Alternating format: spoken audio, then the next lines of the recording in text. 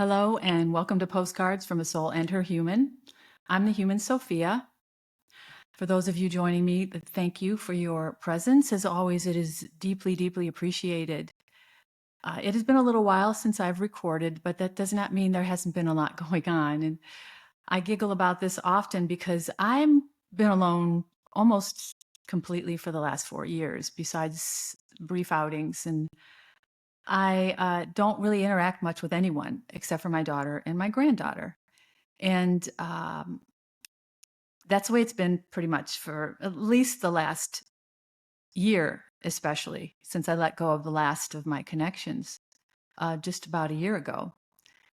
And I have had the most interesting few weeks, I think, of all, I have to say. And I really wasn't sure I was going to record this episode. And because of what it contains, the elements of it that I really haven't spoke about. Honestly, I wasn't really familiar with before. I had decided to do the episode and then I decided not to. And then I was encouraged by my spirit guides to do the episode. And the way it was put was speak your truth. You're holding back. And the journey that you're on requires me to be honest about my life and what I go through. And for the most part, it's been a pretty amazing journey. And I have really embraced that whole thing. But I've been touched by some things in the last few weeks that didn't feel good, that were not inspiring. And I honestly shut down for a couple of days and just to process what had happened and really to put into more sharp perspective everything that I've learned over the last 4 years about the universe and the earth and humanity and souls and the cosmic population or galactic population. And it really had me contemplating for the first time some dark stuff. And it took me a minute. I took a couple of days off from messages. I really, even though I'm isolated most of the time anyway, I really just kind of sunk into myself and I had to process what I had learned. And I have been told that through the last 4 years that I have been spiritually attacked. And this is not an uncommon thing. There are a lot of forces in the earth plane. And I won't go too much detail into what I mean by that, but there are forces at work that are not necessarily benevolent, that have a darker purpose. And they are spawned from the minds of people who are in a dark place. So when I say psychic attacks, I mean that it could be as simple as somebody thinking poor thoughts about you and sending you negative energy, which could result in affecting you personally, your mood, your health even. There are all kinds of things that I've learned recently that I had no idea about in regards to spiritual attacks. And I have undergone quite a bit of it over the last few months, and especially the last, I would say, 6 weeks. And I won't say why; it's not important. But what I've learned recently, actually, 2 things that I've learned recently that were quite disturbing, and that's why I was going to do the episode, and then I said, you know what? There's no reason to put it out there. I don't know if it'll help anyone. And I decided not to do it. And the very next day, I received a message through the tarot that said, "You're holding back on your truth. You need to tell the truth." And I said, "Okay." And then I received another one with the same message from the angels. And I'm working very closely with the angelic realm, and I am surrounded by them every day. My spirit guides, the angelic realm, and as well as my ancestors and others. And just to give you an example how powerful their presence is in my life, and if we notice the serendipities around us, we notice we all have these, but I was guided to go to a group past life regression. And because I have trouble visualizing anything. So I have trouble meditating because of this. I spoke about this before.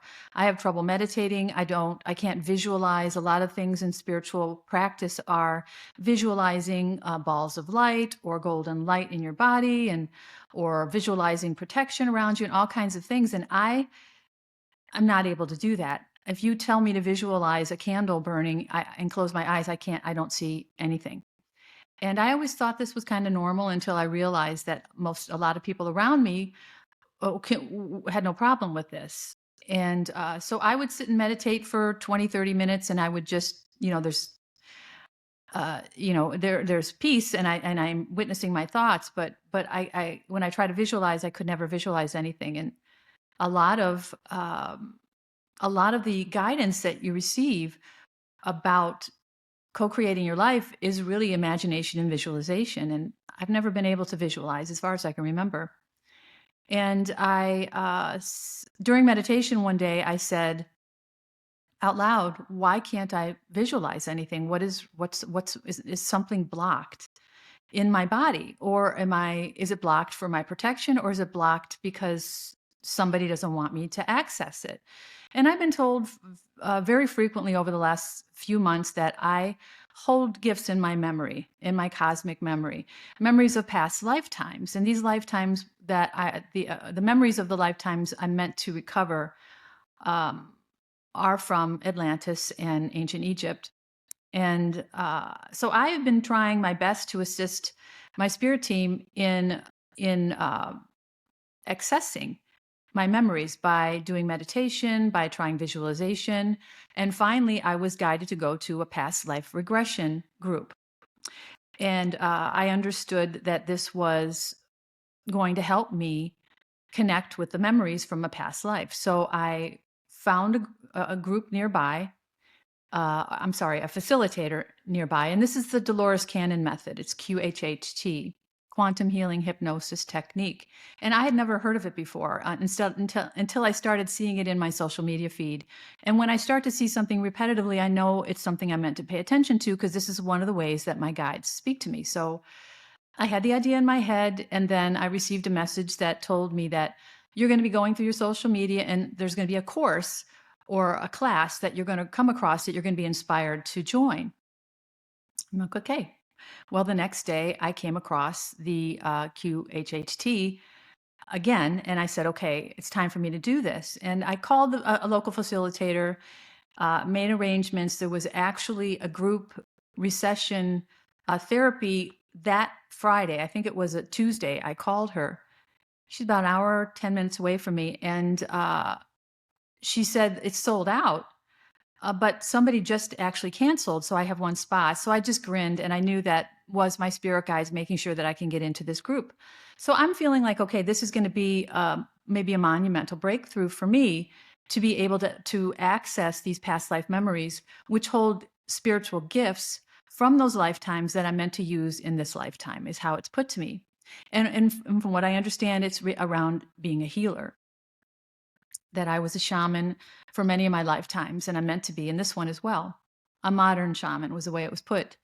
So I went to and let me just back up a little bit. The day of the group was a Friday, and it was the 8/8 portal. It was also the day before a full moon. So I knew it was a powerful time for me to go. And because cosmically, if you have an understanding of the planetary movements, especially the moon cycle, there are more or less powerful times of the month for certain things to manifest. And everything is on cycles, and that's a whole other story. But so I knew that this was going to be powerful. But I had also been going through very powerful ascension symptoms. And I actually coined a phrase that probably isn't appreciated by too many people, but it made me laugh, that I'm asymptomatic, meaning I have ascension symptoms. And what that means is I'm often very shaky. I have a low-grade anxiety in my chest and my solar plexus. I have heart palpitations, very unsteady and loopy even, and exhaustion. So all of those things mixed together don't really make me want to go for an hour and 10-minute drive to a place I've never been before with a group of people. So I vowed to go because I knew I was being guided to go. But just to give you an idea how present my angelic team is in my life is I filled up my gas tank in my truck the day before. I had 436 miles in my range. So if you're familiar with the range on a vehicle, it counts down your mileage as you use your gasoline. So I had a full tank of gas, which was 336 miles that I could drive on that tank of gas. So when you drive, those miles tick downward because every mile you go, it takes off of that total that you had when you had a full tank. So, and of course, that's right in my eye line under my steering wheel. So I'm driving on the way.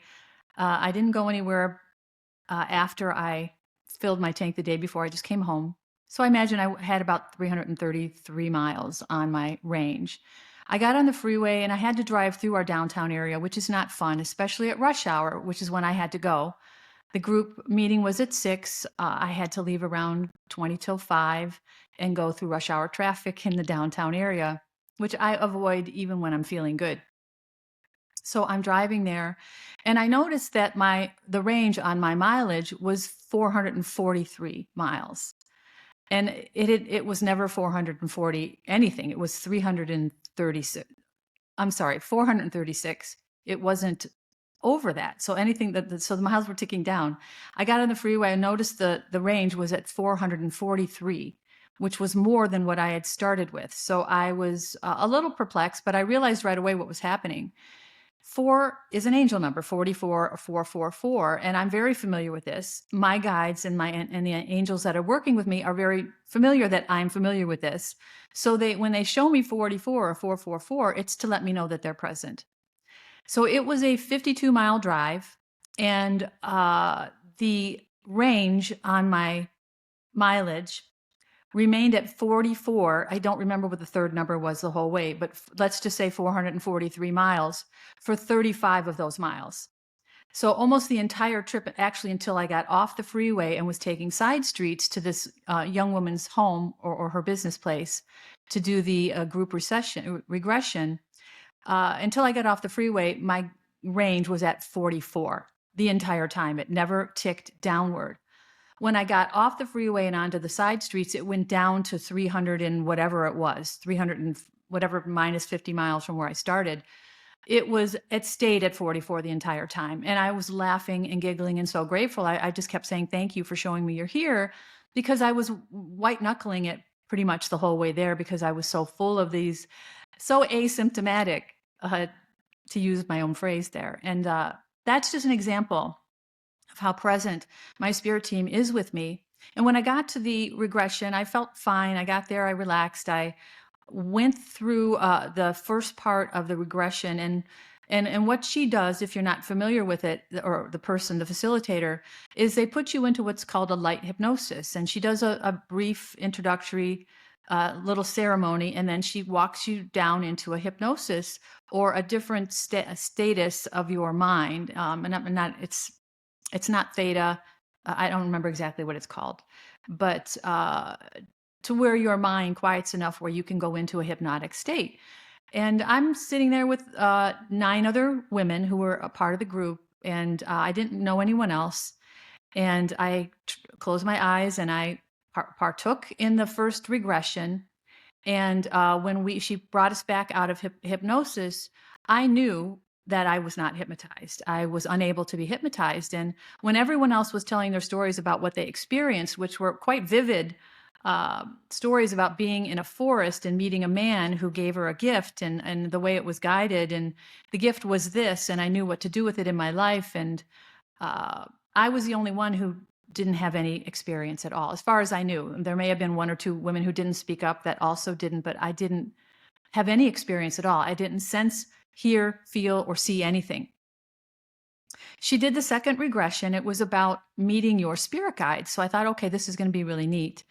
Went into the light hypnosis again. It takes about 10 minutes total. And during that 10-minute time, again, I was very aware that I was not hypnotized, that it was just not happening. And we came out of the hypnosis and everyone was telling their stories. And a young lady who was sitting to the left of me, in front of me, she was not looking at me. She was off to the left in front of me. She was recounting what she saw. And she said, but it's really strange because this is not one of my spirit guides. She said it was a young woman on a beach, like frolicking or dancing. I think she said with sunglasses on. She said, but it wasn't my guide. And then she just pointed back at me because I was sitting just off to her right behind her. She says, I think I was drawing from her. And I just got a chill through my body. And she said, I think that I was drawing on her energy. I don't know. So everybody went on, finished their description of what they saw. And again, I was the only one who didn't see anything at all. And I spoke to the facilitator afterwards. I said, is it usual that somebody doesn't fall into the hypnosis? And she says, well, not really. She goes, but it does happen. I said, well, what if I did the full session of QHHT, which can take up to 5 hours, where you go into a deep hypnosis state and you recount these past lives. And the purpose of it is to find things in your past lives that are inhibiting you in your current life. For me, however, I was looking for something in my past lives that I could use as a tool in my current life. So after the meeting was over, I went over and asked her, I said, have you ever not been able to hypnotize someone in the deep hypnosis? She said, only twice. And I said, well, can you tell me why? And she said, well, the first person was on heavy medication. And she said the second person had an attachment. An attachment is a dark energy that attaches to your body and basically dictates your life. It's a very low vibrating force of energy that finds a host, which is a low vibrating human being, somebody either in a depressive state or angry or anything under happiness. You can figure, you can put what resonates there. And these dark entities, is how they're described, can attach themselves to a person and do their bidding through the person. So she said, when I put the woman under hypnosis, the woman actually sat up and said no. She said, I knew that was the attachment or the entity in her that doesn't want to be hypnotized because they don't want the woman healed. The woman had to stay in that low vibrating state for the entity to be able to stay. So I said, she looked at me and she said, you don't have an attachment. And I knew that I didn't. I couldn't be a high vibrating, joyful person if I did. It is just not possible. And I don't want to scare anyone. And this is the reason why I wasn't sure I should do this episode at all.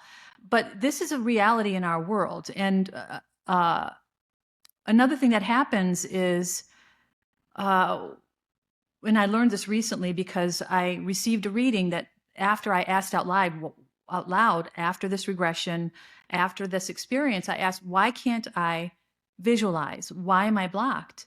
And I received a message a couple of days later, which was just a few days ago, about 4 days ago at this point, that told me that I was being oppressed by dark energies, that they didn't want me to access my memories from other lifetimes because the memories are so fantastic. And the fact that I'm living my life to share my experiences, that I would share what I learn and people would learn that they can go beyond their mind and their ego or their attachments, which, is a versatile term, and learn cosmic secrets about themselves that have been subdued or deadened or hidden from us for a millennia. And I've talked about 12-strand DNA and how we have very little access to it. It's a whole other subject matter. But basically, what I was told was I'm unable to access these memories because there are dark forces that don't want me to. And that these dark forces, or particularly one attachment, has been following me through lifetimes and has been successful every lifetime up until now in not just suppressing my gifts, but I never got as far as I got in this lifetime. This was the only lifetime out of the thousands that I've had that I've been able to overcome the darkness that I was lost within for 58 years that I've described in detail. Sexual abuse, emotional abuse, abandonment, victimhood, poverty, everything you can possibly think of. And physical abuse as well. And I marvel at myself sometimes at how I overcame it all, but I know that I was destined to overcome it in this lifetime so I could teach about it, which is what I'm doing with this podcast and my work. So this attachment or dark entity has been following me through lifetimes. And I know this sounds wild, and this is part of the reason why I didn't want to do the episode, but I was guided to do it. So I'm being blocked basically from my memories of the gifts that I possess, which are psychic healing gifts, and others, which have been described and are fantastic. I'm blocked from remembering, because there are dark forces in the world who don't want me to. And I listened to another reading afterwards, which of course was more confirmation. And the young lady channels the angelic realm. I've talked about her before. Her name's Freya Ray. She's on YouTube, and she's one of the primary resources of my memories, if only, of my messages from the angelic realm. And she was channeling them, and she said that she's a young woman also who told me that my memories were being suppressed. Oh, I'm sorry. No, that wasn't the same message. But she ended up telling a story about her own experience with this type of thing. She had written a poetry book. It was the first one that she had ever written. And she's highly connected, psychic, a channel. She basically is a divine servant, which is what I'm meant to be for the angelic realm and the divine realm, which is light, love, and truth, is how it's described. There's no darkness. There's no low vibration. You can't be a low vibrating person and channel spirit. You have to be an empathic, high vibrating person. So, and that's why I've gone through so much transformation in the last 4 years, was to prepare me for what I'm to do next, which part of that is to have these tools that I don't have access to. She was describing how she created this piece of work, and she talked to a psychic about how best to put it in the world. And the psychic told her, you have to understand that when you create something with your heart and soul, it basically gives birth to a new entity, to like a fragment of your soul, and that entity or that soul protects that piece of work. And I told my daughter this the other day, and she laughed at me. She said, "Mom, that's Harry Potter." She said, "Have you watched Harry Potter?" I said, "Actually, no, I've not really seen Harry Potter." She said, "That's exactly what the premise of the movies is." And she was explaining it to me, and I'm like, "Holy, that's exactly what I'm talking about." And basically what's happened to me, from what I understand, is there are people with attachments or dark energy in their body who are guiding their actions in the world. And these people are, they create things with this energy. Let's say a big corporation whose focus is to take over the world. That's not a benevolent focus. So that darkness creates entities, and they're described as astral warriors. And these astral warriors go out into the world to protect any threats to that entity, or that creation, or that business, or that person's power. And I'll let you use your imagination or your intuition on that one in your own time. But that these astral warriors actually go out to suppress anything that might threaten the purpose of those darkly created entities in the world. And these are corporations. They can be dictatorships in countries. They can be anything where a low vibrating person is in control. And it was described again that if there is something that you are doing with your benevolent heart, it will create its own entity, but that entity will have to fight with dark astral entities in order to be seen. Another way this was described to me was if Jesus Christ, whose real name is Yeshua, not Jesus, if he came to the earth right now as a prophet, and he went on YouTube to have a channel, because of the powers that be that control the, let's say, over the internet, or access to certain information depending on how you're vibrating. And for example, if you vibrate low, you're going to attract low vibrating content. It's all energetically based. But Yeshua, if he had a YouTube channel trying to speak as a platform to help heal humanity, the algorithm would not share his message, that it would be suppressed. So that was another way this was put to me. So because I am a very ancient soul, I have an angelic origin. I'm also a Pleiadian starseed. I have a mission here. I'm not just having a life where I'm personally evolving. I'm here on a mission to help ascend Mother Earth into the next version of herself, which is described as the new Earth, or the golden era of Earth. And I'm here as a starseed to help her with that, to break up dense energies, so she can shake them all loose, and she can rise as a higher version of herself, because she's a beautiful, benevolent being. And as she's rising, all of her life is also rising. So if you notice, we're all going through ascension symptoms. We're all asymptomatic to one extent or another, and we're all being asked to pay attention to how we feel and to follow the guidance into a higher vibrating lifestyle, so we can aid also as individual souls in the ascension of Mother Earth. So this was so this was blocked, basically my access to my memories. It still is. Although for the first time I had a very minor breakthrough, but I realize I'm talking long, so I don't want to stay on this subject much longer. So where I am with that is just that I don't know what's going to happen. I've been told over and over in the last few days by my guides that this is coming. Your soul knows this. It's just a matter of the breakthrough. Just be patient. Keep doing what you're doing. So that's what I'm doing. So I'm becoming aware because of my experience that there are psychic wars going on all around us all the time. And I could go on for another 3 hours about this, but that's not my focus. I've been under spiritual attack throughout my lifetimes. And in this lifetime, I healed all of that low vibration. So basically, these attachments or this dark energy doesn't have any access to me anymore. So that entity has been exorcised, for a better way to put it. I have healed this karma. I have broken the generational chains. I have was chosen to do this by my bloodline. And now I'm going into a very abundant part of my life, which is also going to echo through my bloodline. And this heals past and present and future of my ancestry. It's not just the future. It also goes back and heals the past and all the different dimensional realities that exist.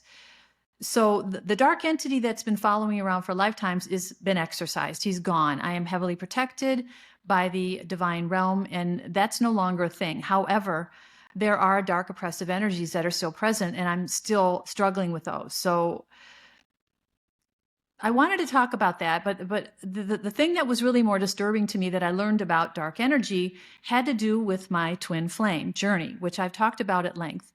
I've done several episodes about my twin flame.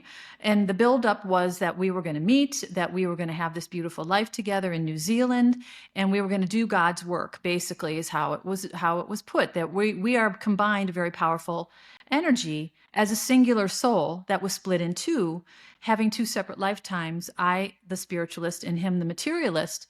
And I've discussed this over and over. I won't go into it again. But we were meant to come together in deep, true love. And in that deep, true love, which has survived millennia, lifetimes, thousands and thousands of lifetimes, we always travel together. We were made together. When we were originated as a soul, we were made as one soul. And then we were split in two by the mother creator, or God, however you want to put it. And we were sent out to have different lifetimes. And we do this in every lifetime. And this was another one we were meant to come together. And I talked about him a lot. I didn't really talk about the very early messages when I learned about my twin flame and how he was described. He was described in a way that didn't match his appearance, which I saw his picture. We were going on 3 years ago now, or 2.5 years ago, the first time I saw his picture. And I was told who he was, and I knew who he was in the world. And I went through 1.5 years of tarot in the beginning. I took a year off. And then back in September, I've described this in former episodes, so I won't go through the whole thing again. Back in September of 2024, it's now August of 2025, the tarot messages began again, and they started to talk about this twin flame as being in trouble, that he was not vibrating high, he did not go through his awakening, that they needed my help in order to go back into the 3D matrix and activate his awakening so he can go through a healing period, and then we would come together. And during that healing period, I was being blessed with, and I did an episode about this called Lost Twin and the Angel's Gift, the angelic realm, who are my brothers and sisters technically, were blessing me with a soulmate. Now, this is somebody that I had past lives with that would come in kind of as a replacement, a temporary replacement, while my true twin flame was being healed, which could take up to 1 year or 2. Because my spiritual mission has to still go on. I'm still moving to this sacred place, which is happening imminently, I believe. And I need support. So I've talked about this before. There was a person who was selected, activated, and who was not able to connect at the vibrational level necessary for that person to go into what's described as an accelerated ascension in order to prepare to come into union with me and then support me over the next however long he was needed. This did not work out. And there were actually two soulmates that this was tried. And I'll use the word failed just for ease of speaking, because it just didn't work out. So I said out loud to the angels, I said, listen, let me just go on by myself. I'm good. I don't need the divine masculine. I know he's important overall, but let me just get started. Move me, let's go. And I said, don't show me any more soulmates, because there were two and I was shown both of them. Neither of them came through. I said, let me just go on ahead. I'm good, I promise. When there's one ready, send him in. I don't need to know about him ahead of time. I said, but I don't want to bother these men who don't really know what's going on in their lives. They are activated by their higher self. They are probably seeing images of me in YouTube or social media. They feel a connection, but they don't understand what it is. And they can't connect to the mission, basically, is what happens. So they go deeper into their karma and they disconnect completely, basically turning away from the calling.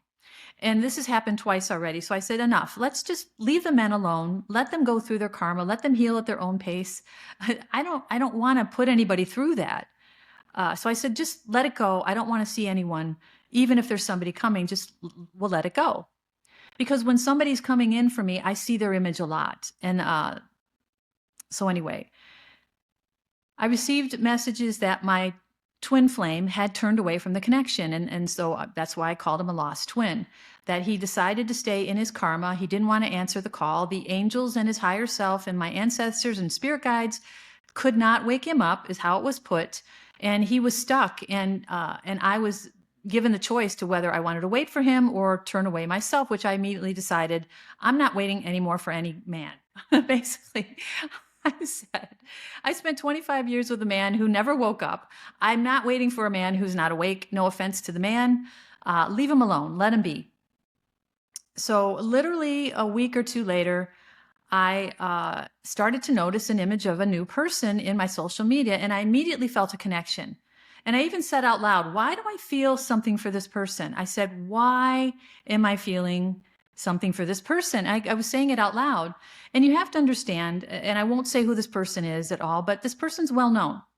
I'll just say that. And the theme of my twin flames, or even the soulmates, were well-known men in their own right.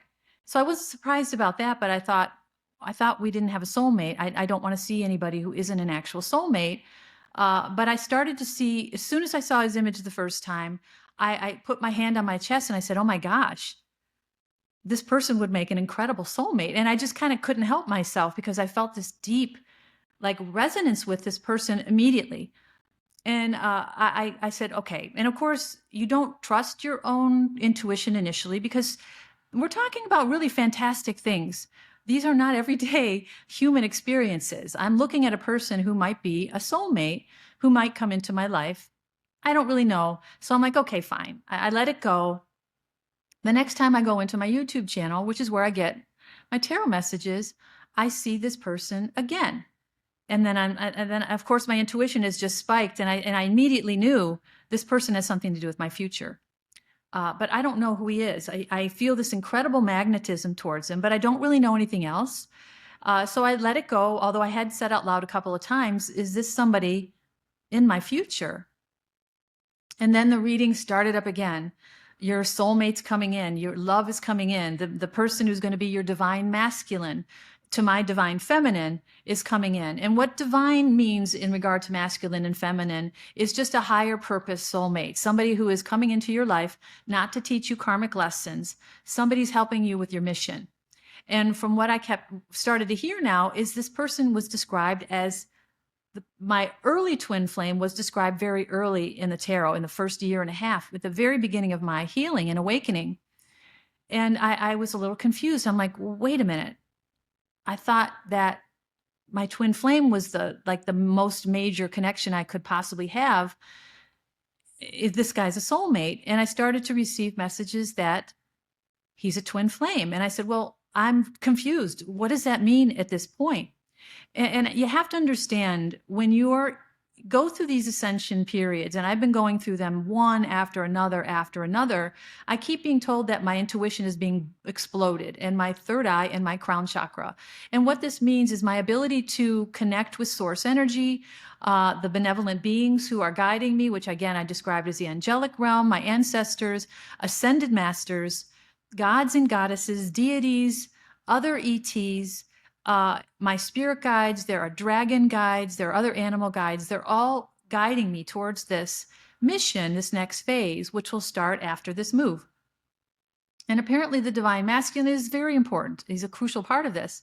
So I just started to receive the messages, and I did it with a very, and you might understand, I was hesitant because I'm like, wait a minute, I had a twin, he turned away. There's two soulmates turned away.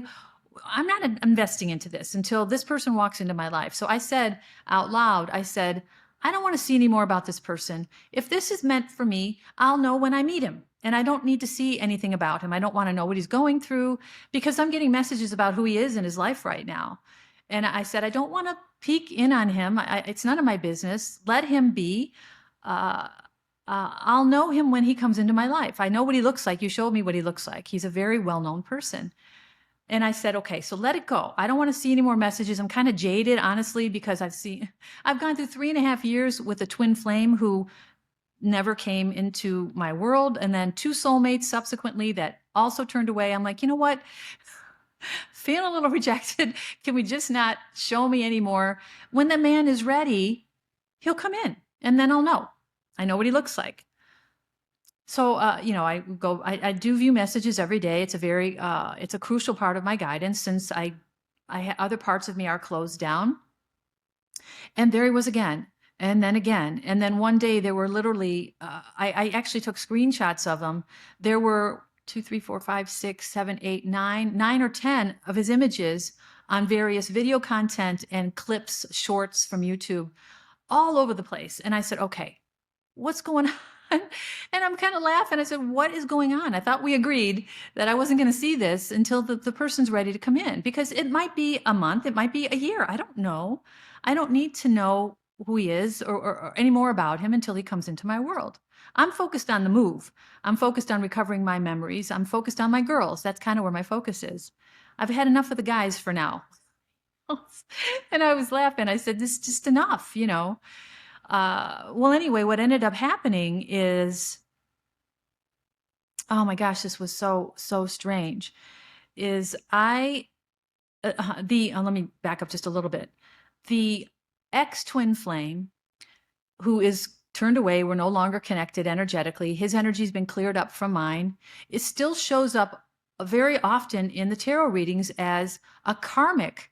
And I'm like, how can he be a karmic when he was my twin flame? If we were created from the same soul, and a karmic is a person who's there to teach you lessons, or who may be in their karmic energy or their karmic cycle and not good for you. And that's what I took it to mean, that this person is not good for you. They're in their low vibrating energy, but they're still out there and they're not happy about you leaving them behind. And I'm like, what are you talking about? I didn't leave this person behind. They turned away from the calling. I just kept going. How is that my fault? Yeah, but I started to see this over and over. Almost every single reading had an element of this karmic person in my periphery, on the fringes of my life, upset with me. And I'm like, sending me psychic arrows. And this person may not realize that they're sending psychic arrows because it is a subconscious or even unconscious thing. If you have negative thoughts or obsessive thoughts about someone, it shoots out into the universe. And if it finds that person and that person isn't protected by being in a higher vibration, it can hit. It can cause depression. It can cause illness. It can cause exhaustion.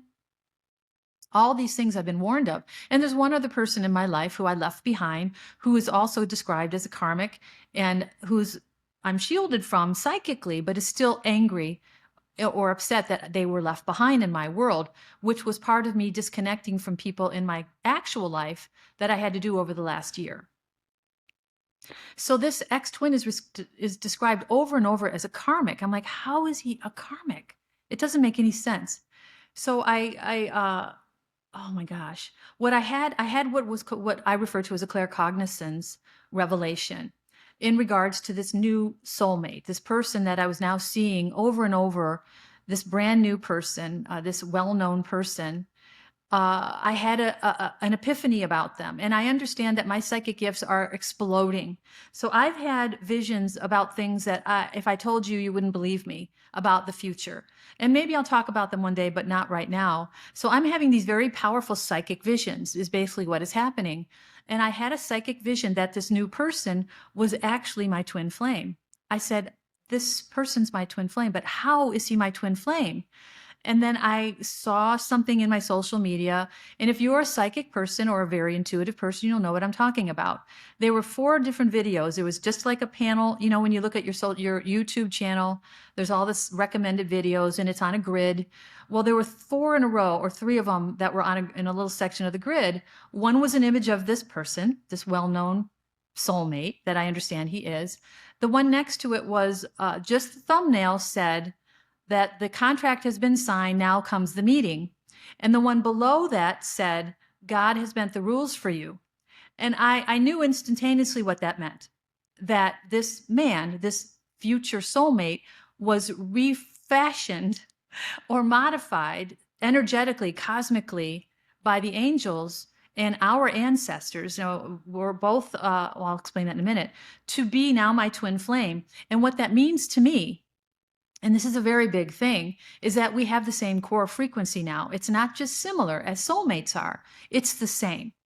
So what that means is we're vibrating at the same rate at a soul level, which means that we are totally in sync. There's a magnetism that exists between us, which I instantaneously felt when I saw this person's image for the first time. And it has only strengthened exponentially every day since. I'm daydreaming about this person and I'm going into tears because it feels like he's already in my life. And I want to make a point about that because the original twin, the karmic now, I never felt a connection to. When I saw his picture 2.5 years ago, I said, am I supposed to feel something? And this is no offense to the man. He's actually quite handsome. I just didn't feel anything. And I asked out loud, I said, is this my soulmate? And I received a message the next day that said, yes, this is your soulmate. I'm like, okay, if you say so. And the image of the 2 subsequent soulmates recently who didn't come through, I said the same thing. I don't feel anything at all. I trust you though. You know, if this is meant to be, then I guess so. When they come in, I'll receive them. We'll get to know each other and we'll see where it goes. But when I saw the image of this person the first time, I was struck almost like by lightning. I knew there was a resonant connection with this person. I didn't understand it initially. I do now. So when I looked at these 3 thumbnails, I knew. I just said, he's my twin flame, but how?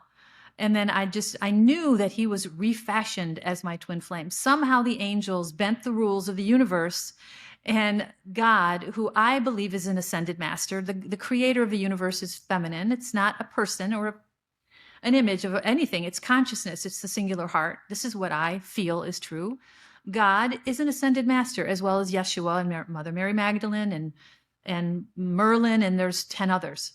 So I knew that the rules were bent in order for this man, who I'm seeing over and over in my social media, to actually be refashioned as my twin. So we share a core frequency, and then we're much more powerful together because that frequency is now doubled.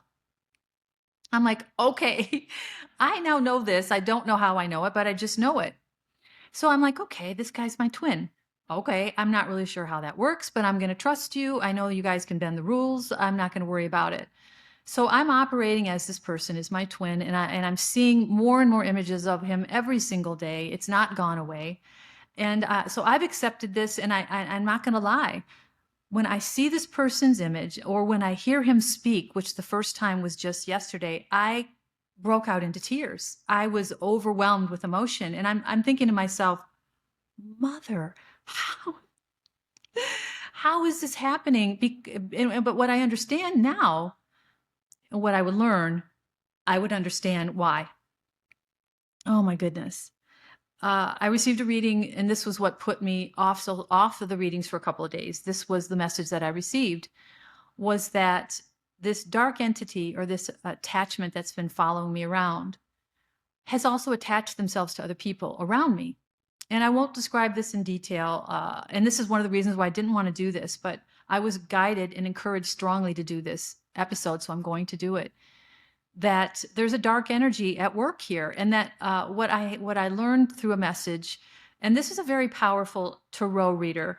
She gets a lot of detail in the messages. I've learned so much about myself through this particular young woman. She's a beautiful young woman. Her name is Shea Pila, and I'll link these into the description section on YouTube.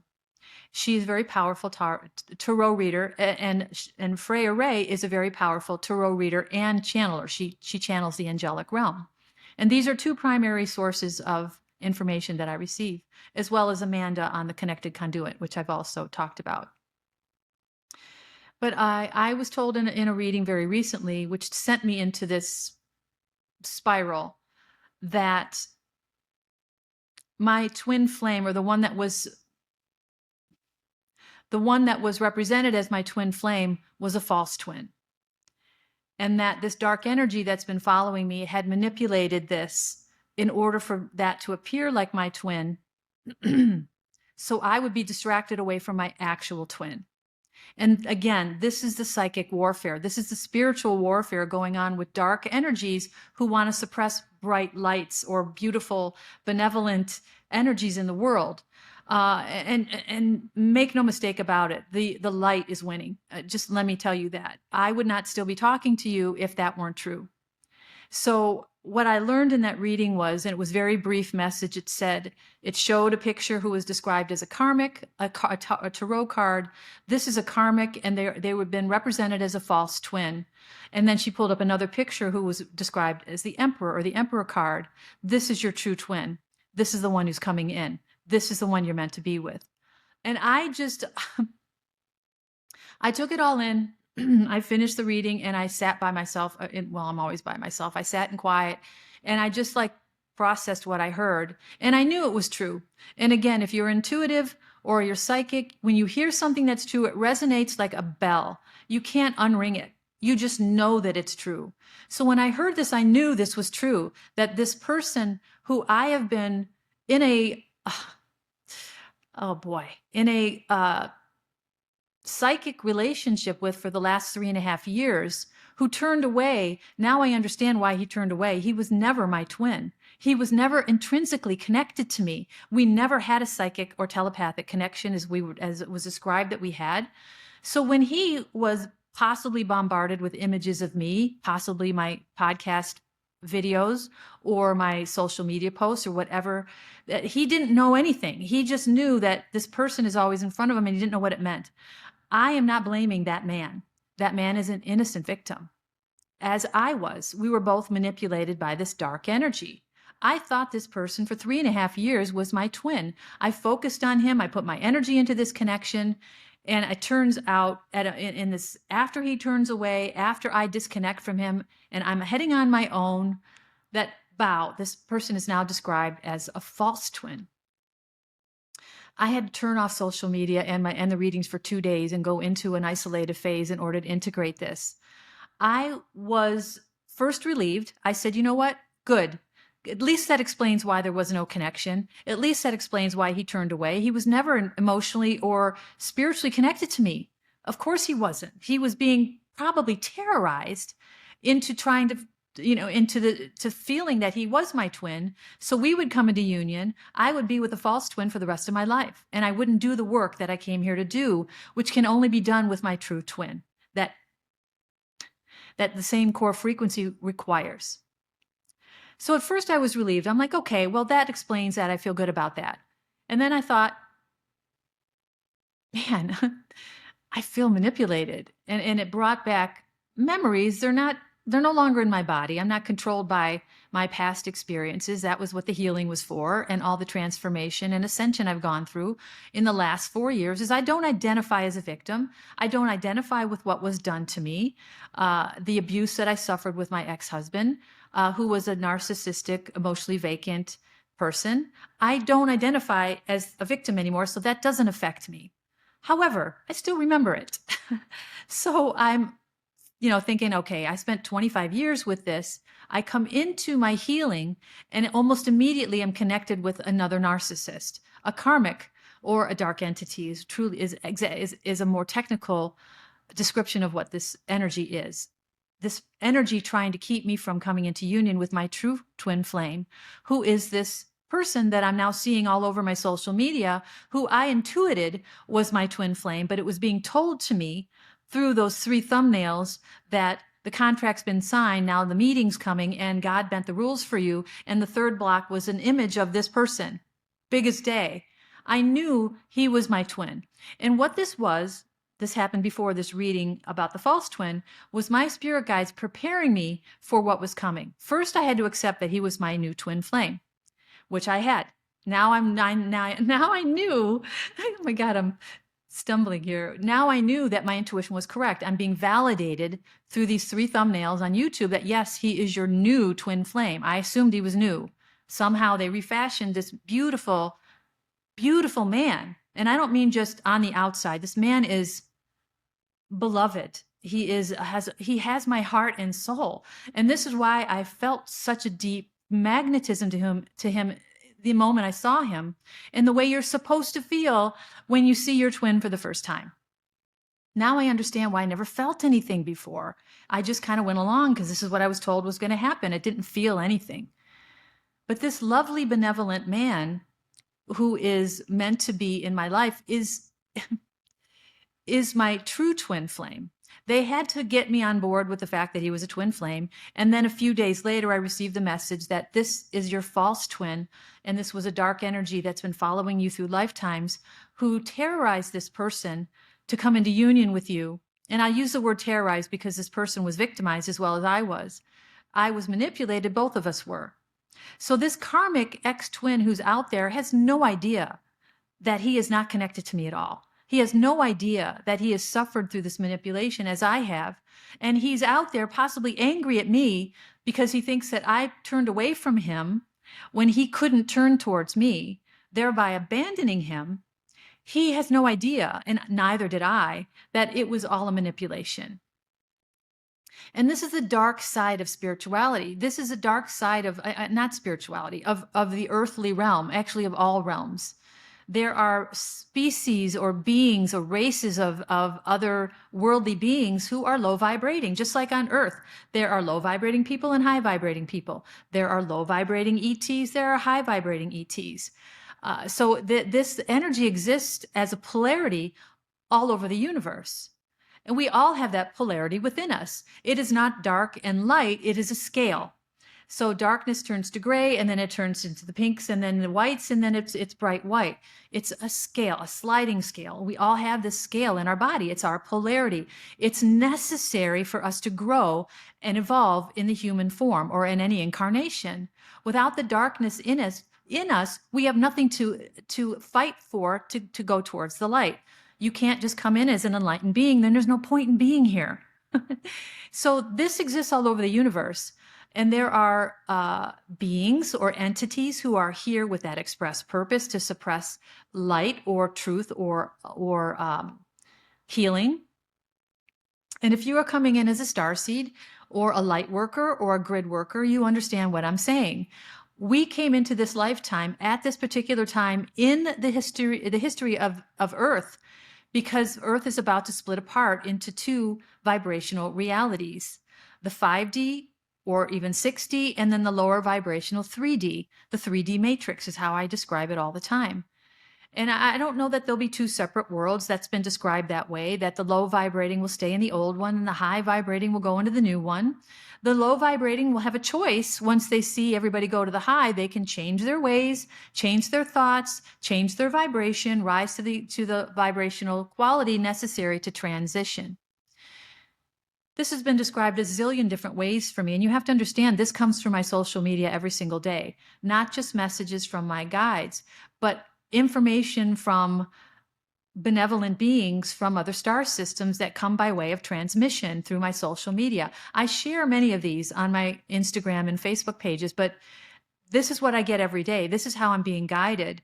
The GFL, which is a channel on YouTube, which is another way to receive transmissions from the Pleiadians, which I am a Pleiadian star member of that family, and the Arcturians, the Lemurians, and there's many, many more benevolent species in the universe who are aiding the Earth, Mother Earth, who is a being in her ascension into her fifth dimensional or her highest self. There are a lot of dark entities that are fighting really hard right now to hold on to the low vibrational energy so people don't wake up. They stay trapped in these oppressive states, which I was in for 58 years, and they don't wake up to their own potential and the fact that they're creating their own reality with their thoughts. But I'm among 144,000 other starseeds who are here at this particular time in the history of Earth to ascend the planet with all of her life still alive. And you have to understand what a unique time this is. We're stepping into what's in the Bible known as the 1,000 years of peace. And this is the time when the feminine energies are going to rise again. And this doesn't diminish the masculine. We're all feminine and masculine. But the feminine energies are the embodiment of unity and compassion and collaboration and the collective spirit, where the masculine, especially when toxified, is domineering, dominance, competition, and that turns into war and all the darkness in the world. When these men who have this power become hosts of dark energy, is basically how it was put to me. So we're at a tipping point now, and you'll notice that the world is in chaos, and this is not a mistake. It is a darkness scratching to keep control because light is overtaking the darkness. And when light overtakes the darkness just disappears. That's it. So we're all in this struggle right now.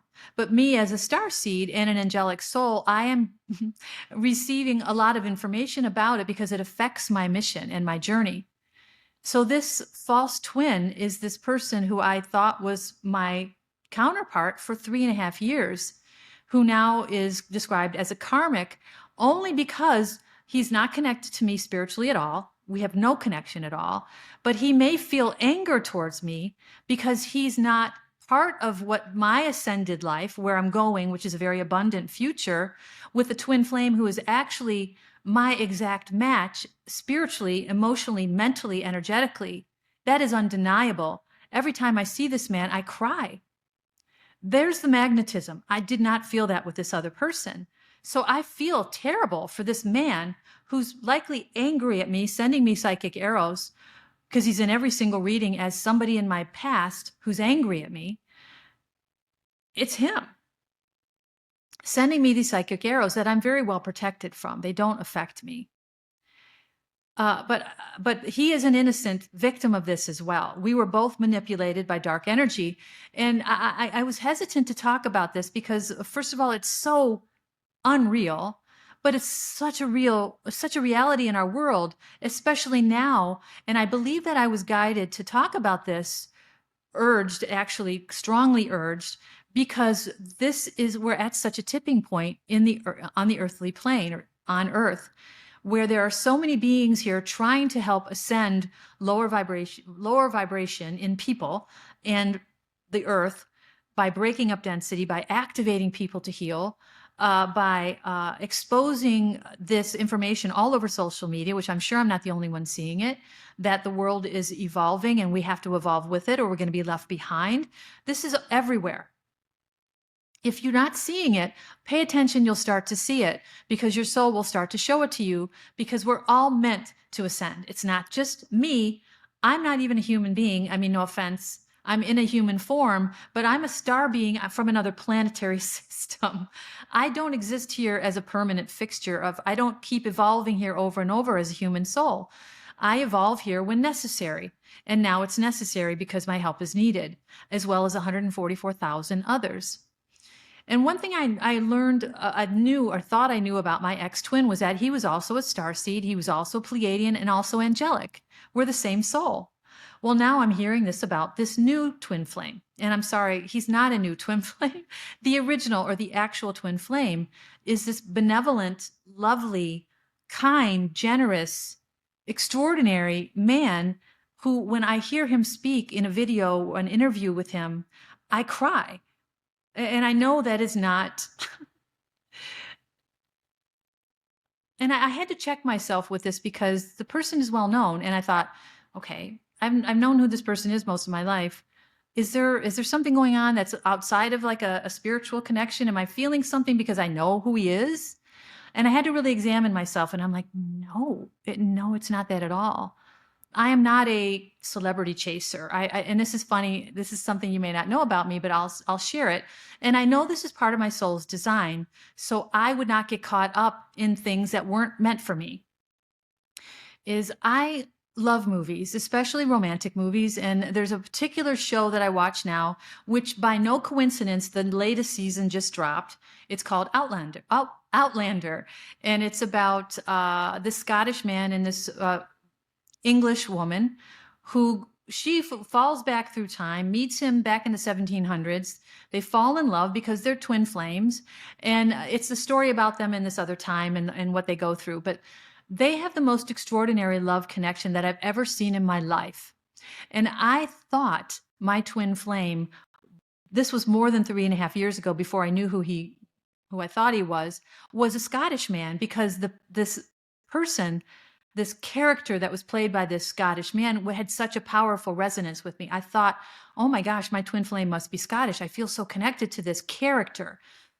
But I get connected to characters. I don't ever wish to know the actor or the actress. And this is something I've avoided. Like if I get an opportunity to go meet somebody behind the scenes or backstage, I'm like, no, I don't want to meet the person, because I don't want the fantasy of the character to be destroyed by meeting the actual person. I didn't want that. I didn't care about meeting the person who played the role. So, but I had to check myself for a minute. I'm like, I've always admired this person, but it's not there. There's nothing else there. There's this incredible magnetism though. And I thought, okay. But I'm remembering that back in the very early tarot, that my twin flame was described in a certain way, and I won't say how, for the privacy of this new twin, exactly the way this new twin looks. And I thought, the old twin never looked like that. I'm like, well, why is there a disconnect? And I'm like, oh, whatever. It's above my pay grade. I'm not going to worry about it. So my point is, there was never, never, ever, ever, ever, ever a spiritual or emotional or mental connection to the false twin. And of course, I understand that now. So the second stage I went through after, the first time when I first heard about the false twin and the original twin coming in, I was relieved, and then I got mad. I thought, you know what? I was fucking manipulated again and I thought this originally, because after he turned away, and then I heard he was a false twin. And during that 4-day period before I'm recording today, I said, how did this person have access to me through the spiritual realm if I'm so protected? I was annoyed by this. I'm like, why would the higher self of this person manipulate me? A higher self is an egoless, other dimensional spirit of the soul that is in the person who's walking the lifetime on behalf of the spirit. I said, how is this higher self manipulated me over all these years? I had a 5D love affair with the higher self of this person. And I talked about this at length. I won't go into it again, but he affected my heart, my emotions. He made me cry. He made my heart flutter. I thought I was in love with the higher self. I felt this loving connection. Well, when this new twin came in, I was very suspicious. I said, again, I don't want to see him. Let him come into my life when he's ready. I don't need to keep seeing him. But of course, I keep seeing him because this is the real thing. This is not, I meant to get over myself, is basically how it was put. Surrender, this is the real thing. And I said, well, how is it that the higher self of this person, la-di-da. Well, of course, that was answered in the message of 4 days ago that said he's a false twin, and there's a dark entity attached that has been manipulating you. This is no one's higher self. And I thought, mother, son. I was just like, wow. God dang it. I was like, that stung a little bit. I'm not going to lie. That stings a little bit. Oh my gosh. So I said, okay, fine. I said, no more love messages. I don't want to see them, because I don't know if I'm talking to the higher self of this person, or, maybe this is another manipulation. I shut everything off. And I spent a couple of days out of the readings, out of social media. I said, you know what? I just need to integrate this. I still didn't understand. So I said out loud, I said, listen, to the higher self of my true twin flame, who I know is with me, because that's there, my higher self and him are already together. That was already described in detail, that we're already doing the work that we came here to do together, just not in the physical realm yet. So him and I are together in that other dimensional realm. And I am still in the 3D, waiting to be moved to this new sacred location so my spiritual gifts can start to expand. And I'm meant to meet this twin flame sometime in that period, either before I go or after I go there. I'm not sure exactly. But I was, as you might expect, a little bit hesitant. I'm like, I'm not surrendering to this connection yet. Let the guy walk into my life. I don't have to go into that whole thing again where I'm having a love affair with a 5D spirit and I don't know what's going on. And so I said, I'm not going to look at the love messages. I'm going to avoid the divine feminine / divine masculine messages because I know they're about our love, which is described as fantastic and ethereal and extraordinary, and how our connection is going to be so easy and effortless and on and on and on. And I'm like, okay, I feel that. So I don't doubt it at all. I don't need to see it. Well, I received a message of, this was a few days later, that put my heart at ease. And I thought, okay, I can surrender to this, because the message said, and it was from another reader, somebody I'd never looked at before. And I imagine that the spirits use different readers depending on their sensitivity and also depending on how many people that view them. My primary tarot readers have tens of thousands of followers or subscribers. One of them has 72,000. So it stands to reason that there are many, many people viewing these. So there are many, many spirit guides speaking through these tarot readers and channelers. The messages aren't necessarily 100% for me, although many of them are. This unknown tarot reader comes up on my feed, and I'm drawn to the reading. And in the reading, it said, "You're meant to come into union with this person. This is no joke," and that this person wants you to know, the higher self of this person wants you to know that, yes, I'm speaking to you. And I want you to know that my counterpart, or the man that I see his image all over the place, everywhere I look, is very intuitive. He's empathic, and he understands that this is part of his mission, that he has surrendered to this, and that I don't have to worry. I can let go of any fear of being manipulated, again, is basically what the message was to tell me. And I just exhaled. I'm like, okay. And I just breathed for the first time, because I don't know. I mean, this is the unseen realm. I was manipulated for 3.5 years by an entity. And that was not easy to receive. I won't lie. I got very, very angry. And what I did was, I know it's up to me who impacts me and how. I had to learn these lessons. As a very empathic person who's deeply compassionate, I spent most of my life making sure other people were taken care of before myself. I put myself in dangerous situations, hence my last marriage, because of my depth of feeling and my ability to see other people at a soul level. I see the root of people's anger and fear and depression. I see it in them. This is what empaths can see. This is why they're sensitive conduits for the divine realm, and many of them turn into service for the divine realm. Psychics, mediums, tarot readers, channelers, oracles, healers, all of them are empathetic or deeply empathic people. That's like has to be part of the psyche. So this was not something that I took lightly, and I thought, in order for me to let this go, I have to really trust this. And when I got that message, I did. I just relaxed. I said, okay, I can trust this. And I won't lie, it took me a couple of more days to really let go of the shield that I had up that I didn't realize I still had up.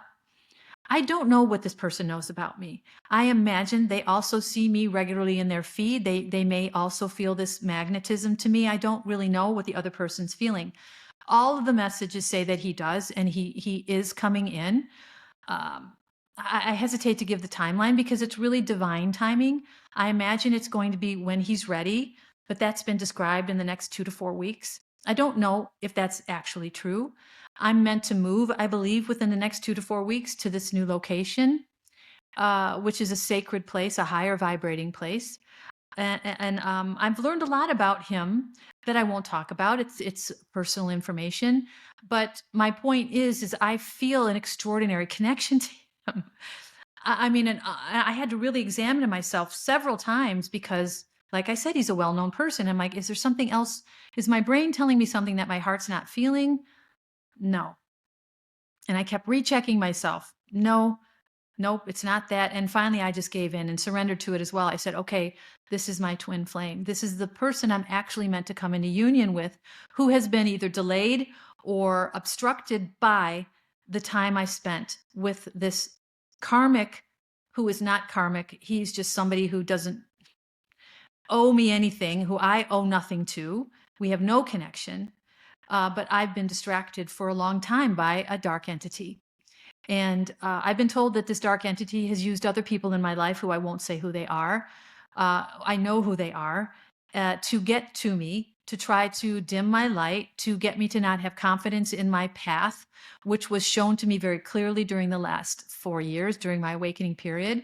I have committed myself 100% to the spiritual path, so much so that I'm leaving my girls, who are the only two human beings on earth, and I'm not saying that as an exaggeration, that I care about.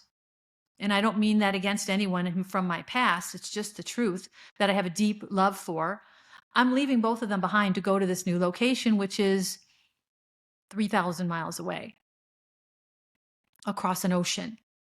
So I'm dedicated to my spiritual mission because this is why I came here. I didn't incarnate into this lifetime to have another human life and to die with karmic lessons still unlearned. I went through fucking hell, excuse my French. I healed myself with the help of an army, and I'm an army of benevolent beings, including the angelic realm, archangels, ascended masters, in particular Yeshua and Mother Mary Magdalene, among others, and gods and goddesses, in particular Isis, who is possibly an ancestor of mine because I also have ancient Egyptian roots. So Isis and Horus and Osiris and many other gods have come in through these readings as supporting me, changing me, informing me, awakening me. So when I go into this new phase of my life, I have all the tools that are needed for me to do what I came here to do. I'm not having a normal human life. I don't have to pretend that I am. I'm here to talk about what I'm doing, to tell the truth about who I am and why I'm here. And another thing that was shown to me very recently to help me understand that I don't have to doubt this connection that I feel so strongly is that this person, my twin flame, my true twin, is also an angelic soul. He's also, and this is the way it was put to me, from the same planet that I'm from, which tells me he's a Pleiadian soul as well. So those were the extra confirmations that I received that, yes, this is your twin. And I have to tell you that the thought of going into union with just a soulmate, and this is no offense to soulmates, they were meant to be temporary. If I did come into union with either one of the two subsequent soulmates after my twin flame, the false twin, turned away, and before the new one came in, they were meant to be temporary. I knew that the frequency would be similar, but not the same. I was planning on sleeping alone because I have to be alone to sleep alone. So I'm only in my own energy. I can't carry someone else's energy into bed because then I'm bathing or mixing or marinating in someone else's energy. And I cannot clear myself to receive the divine information through downloads that I receive at night. So my whole plan is that if I came into union with a man that I was with for a few years, who was not my twin, I was going to have my own bedroom. And that man, if we lived together at all, would have his own. That's how much I've been guided to protect my sacred space, that you cannot allow anyone vibrating at a different level in your bed, basically. I can be with a man. I can't spend the night with him, not the whole night anyway. That it's a clearing process for me, and I have to be clear in order to receive divine messages. This is the reason why I have to go outside and spend a lot of time in nature, because as a natural empathic person, and I imagine this is true with my actual twin, whether he knows it or not, we collect or gather energy from other people, mostly low vibrating energy, and then we act as a transmuter for other people. This is part of our divine design. So if I go in a crowd of people and there are angry or sad or depressed people, I draw in their energy, and I have to go out into nature in order to transmute it. And I was been told that I'm like a tree. And if you see the tree image behind me, there's another one in front of me. There is a tree table over there. I've been attracted to trees my whole life, and I've been described as a tree. I need my feet on the ground in order to root into Mother Earth, to be grounded deeply in her, in order to transmute negative energy out of my crown, which is described as the canopy of a tree, and why I need to be outside every single day. It is not negotiable. I have to do that in order to remain clear in my own energy. I have to clear my aura at the end of the night, and I also clear with selenite each of my chakras. This is what I've been guided to do. So when I go to sleep, not necessarily to bed, but when I go to sleep, I'm only in my own energy, and I can't be bathed in someone else's energy. But for the first time in nearly 4 years of knowing about this potentiality, or the last, since my twin turned away, I don't feel that way anymore. I now feel like I probably can spend the night with this person if that's what we decide to do. We still have to meet as people. We still have to go through the process of getting to know each other. This is a very powerful magnetism that, I'm not going to lie, this is the first time in my life I've ever felt it. But we still are two human beings, and we have to navigate and negotiate that. And from what I understand, we'll have the opportunity to do that very soon. But he is also Pleiadian. He's also an angelic soul or spirit, which is one of the reasons why we both were working so strongly with the angelic realm, and why they're so prominent in my life, like the example I just gave. Another example was just on my way home. I went to watch my granddaughter for a couple hours before I recorded today. And I stopped at a store on my way home, and I parked next to a car with a license plate 4444. And the car was a car that I believe I'm going to be driving when I move, a Tesla. I don't own a Tesla now. I have a Jeep Gladiator truck that I love very much. It's all black. I call him Vladimir, my dark prince, which, if you name your vehicles, you might resonate with that. But I'm a truck girl. I've owned trucks most of my adult life. I've had old trucks and, vintage trucks. But I saw this black Tesla. I'm sorry, it wasn't black, with 444 on the license plate. And I saw 4 butterflies on my way home. And these are all ways that my spirit guides and my ancestors and the angelic realm show me constantly that they are around me. I am never, ever alone. I also have a spirit guide from a lifetime or lifetimes in ancient Egypt who is also with me, who came in for this express purpose to guide me into my future and the potentiality of my gifts, who's also here helping me, among many, many other souls. So I am heavily guided and protected. I am so grateful. But I started to say, the second stage, after feeling relief that there was no connection to this man, and then after starting to feel a little stung by it, I'm like, well, that hurts a little. I just came out of a 25-year manipulation and stepped into another 3.5-year manipulation that stung a little bit. But then I got mad, and I'm like, mother, son of a. I said, you know what? And what I did was I attempted to meditate the next morning, which is a couple mornings ago. And I realized that now that I know I'm being oppressed from being able to visualize. And I sat with my lapis lazuli necklace, which I was guided to buy, that it amplifies the shamanic gifts or connections to other worldly or inner world spirits who help shamans in their healing work.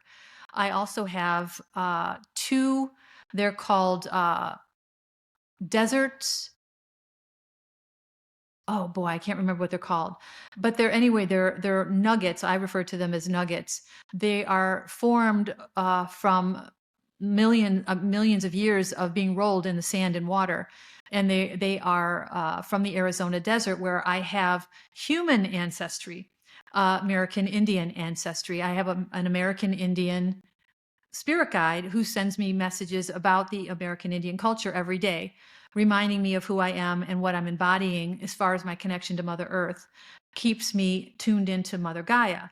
That's another part of my work, is with Mother Gaia. So I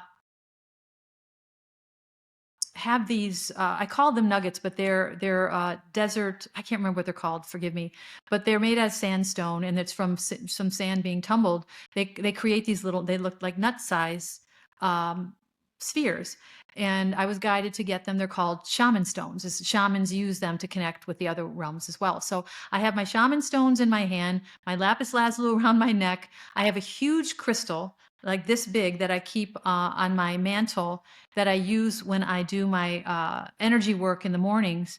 I put my hands on the crystal, and it's a way for me to center myself. Crystals are also entities. They are infused with beings who are here to help us in our earthly travels, to gain as much insight and then evolve as much as possible. The soul comes here to evolve. That's the focus of all the support. I'm surrounded by crystals. If I have a cathedral amethyst behind me, there's another one on the table. In every room of my house, I have crystals. These are just things I've gathered over the years without understanding why. I've been gathering my own support. The images of trees are also part of who I am in this world. So these are nothing of this is by mistake. It's not random. So I grabbed that big, huge crystal and I put it on my lap and I said, listen, you mothers, I'm breaking through. And I started my meditation with a rant or a tantrum. I said, listen to all you dark entities, or you astral warriors, or all of you are trying to suppress me. You are no longer welcome here. You are exorcised. You are cast out. And I did like an exorcism. And I was pissed off. I'm not going to lie. I was streaming down tears. I was so upset. I just kept thinking about the darkness in the world and how it affects our babies and our children and our families and everyone, and how unnecessary it is. But it's all breaking apart now. There's a whole other part of that I won't go into, but I was streaming down tears. I was screaming in my living room. I said, get the fuck off of me. You are not allowed here. You have no access. You are cast out. You are exorcised. And I said, and I don't cast you downward. I cast you upward. I was so mad. You're going to dissipate and you're going to reorganize this high vibrating energy, and you're going to come back and help me. I was so mad. I was yelling. I was streaming down tears. And I said, you're not keeping me from my memories. You may be successful now, but you're not going to be for long. It's just a matter of time.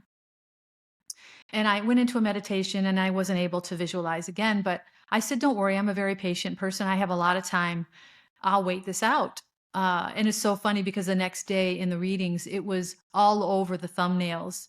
And you have to understand, at this stage in my mission, when I open YouTube, and if you open it on a PC, I have a 17-inch, actually upstairs is a 23-inch monitor. When I open it, there are rows. I probably can see 1, 2, 3, 4 full rows of video content in the gallery of suggested videos. And I do not follow anyone. I don't subscribe to anyone on YouTube. And I did this on purpose. So everything that I would receive would be from my spirit guides. There's some algorithm stuff, of course. There are advertisements, of course. But the majority of the videos are guidance for me.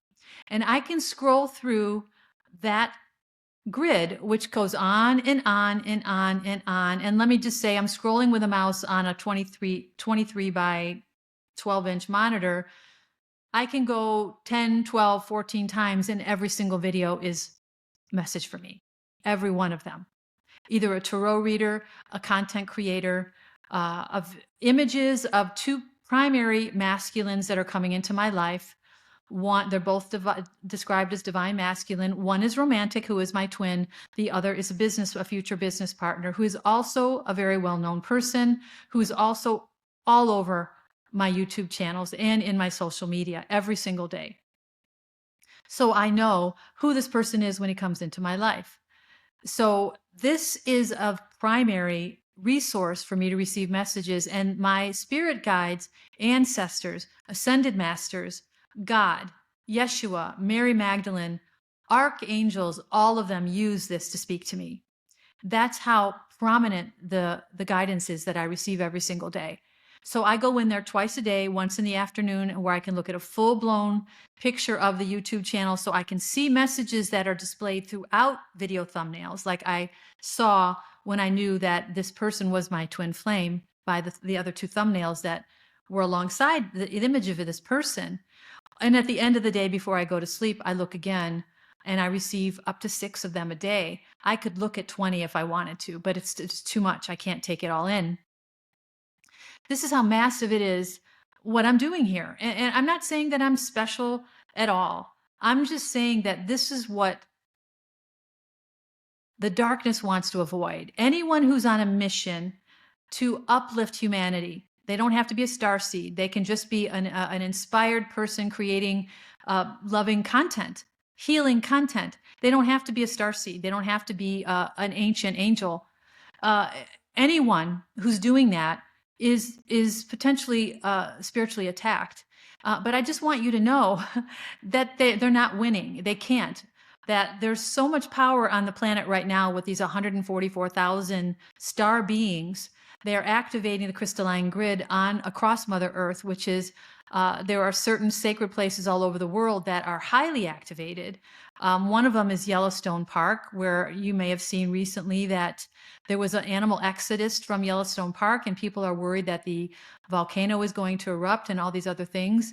And how that was described to me was that Yellowstone Park is basically Mother Gaia's crown chakra, and that her crown is being activated. And that's why the animals reacted that way. They're not necessarily fleeing in fear. They are responding to the change in frequency, and that it's not necessarily a bad thing. But I was told that so I could spread that message. And there are a lot of other people who know that now. There's nothing to fear. It's not to say that there won't be volcanic activity. There was an earthquake in Russia, off the coast of Russia, that caused a tsunami that headed towards the United States. That was a very big threat. It caused another earthquake in California. This is not random. This is Mother Gaia shaking the density from her body. This is her ascending. And there's going to be more. This is not something that is going to be contained. It's going to happen more frequently. And this is her ascension. There is nothing to fear. The only thing that you need to do is work on raising your own vibration. So if you are embroiled in negative thoughts or anger or sending psychic arrows at other people, you are sending negative energy throughout the earthly plane, and you are empowering the dark energy that already has enough control. This is no joke. And it took me a minute to navigate and then integrate this. I'm not going to lie. I don't expect everyone to just go, oh, thanks for telling me, and go on with their life. This may or may not resonate with you at all. And if it doesn't, then it doesn't. It's not up to me. Eat the chicken and leave the bones is how this was always put to me. You don't have to resonate with anything I say. I'm not here to convince you of anything. I'm just telling you my truth, my experience, and I'm being as open and honest about it and vulnerable as I can, because that's what I'm meant to do. So just a quick summary. My ancient memories of gifts and skills that I possess and abilities are being subdued or oppressed by dark energy in the world. But it's just a matter of time before that breaks through. I've been told that not to worry, and that these demons were cast out, that I basically exorcised this dark attachment. After I had that rant that morning, the readings the following days were, what you did changed everything, that this attachment is how it's described is gone. And we have a lot of power as sovereign beings to control who and what affects us. And our words have power. Our thoughts have power. Our emotions have power. If I'm just sitting and going, oh, I'm psychically attacked. Oh, well, I guess I'll be psychically attacked. I say, no, I reject you. I don't send it back. I don't want to hurt anybody who's possibly unintentionally hurting me or trying to hurt me, but I don't allow it anymore. I say at the end of the day, I am healed. I am free of anyone else's psychic energy, any siphons on my energy, which was something I lived with my entire life. After my ex-husband left, I was still being siphoned. I had to get control of all that as a sovereign being. I had to learn all that. I had to learn boundaries with people who seek to drain my light. This is what the work is. This is the work we came here to do. I'm not helpless here. So I exclaim what I intend. And in that intention, I am making it so. This is also how manifestation works. So if you're manifesting negativity and spewing darkness, that's what you're getting back. Just be aware of that. You're not out of control. You have absolute control. It might take a while to learn to calm yourself and to think better thoughts, to use affirmations, to surround yourself with people who don't resonate with the old version of you. You have to break connections. There's so much we have to do. But this is the work we came here to do, is to overcome our karma, heal, and then evolve. And then we're no longer ever, ever, ever in that lower vibration. And in the higher vibrations, we attract higher vibrating connections and circumstances, locations, and love. So, wow. So I shared everything. I wasn't sure how this was going to come out. I do have to say that my phone rang at the early part of this reading, which I believe was karmic energy, and this is described as distractions trying not to let you do what you're trying to do. But that was the only one, which tells me I'm very well protected. So there might be a little blip in the early part of the video where I had to leave and go put my phone away and come back. Well, I'll cut that out. But I was able to get through it, and I'm grateful that I did.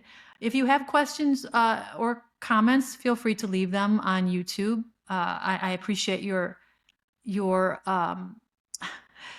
being with me. If you stayed for the whole time today and throughout my other videos, I know they can be long. And I will check back in with you once I know more about the move and the union with my actual twin flame. When and if I'm ready to do that, I don't know. We'll have to see how it goes. But I appreciate your time very much, and I will see you in the next one. Thank you.